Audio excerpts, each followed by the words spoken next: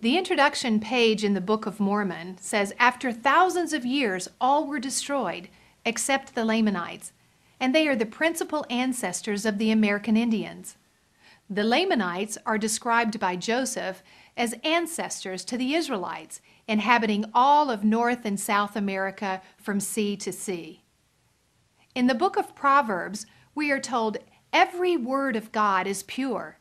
He is a shield to those who put their trust in him. Do not add to his words, lest he rebuke you, and you be found a liar.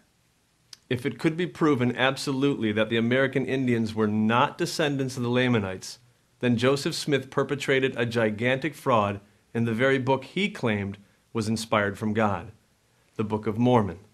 Well, such irrefutable evidence has been found using one of our strongest technological discoveries, DNA.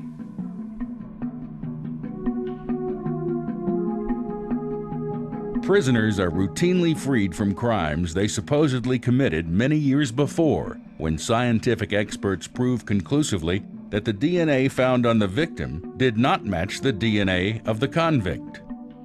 DNA science now allows us to determine the relatedness of different populations around the world. When the Y chromosomes or mitochondrial DNA are tested in hundreds or even thousands of individuals from two different races, the results can be compared to see how similar or dissimilar these intact DNA markers are between people groups. In the Americas, DNA testing of over 5,000 Indians within 150 different tribes has been completed. When the overwhelming evidence was compiled, it was discovered that not one person contained DNA that was of Hebrew descent. The result? Indians were found to be of Asian descent. It's not an issue.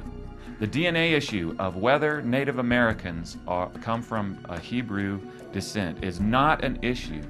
Once you get outside of Mormonism, it is not an issue. It is not a debate.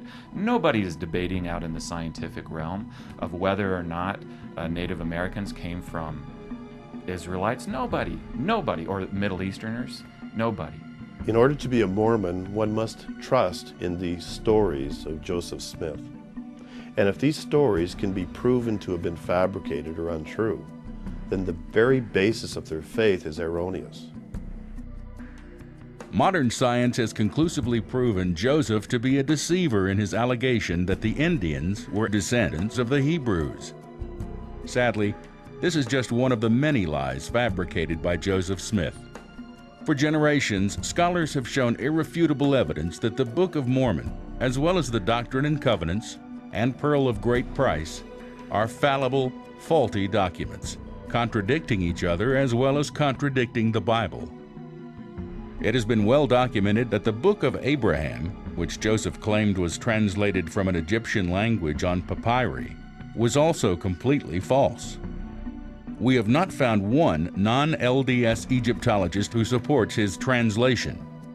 I first became aware that the Book of Abraham had a problem when I'd been studying other Mormon literature and anthropology and realized that the story that Joseph Smith told about it just did not make sense, and it just did not correlate.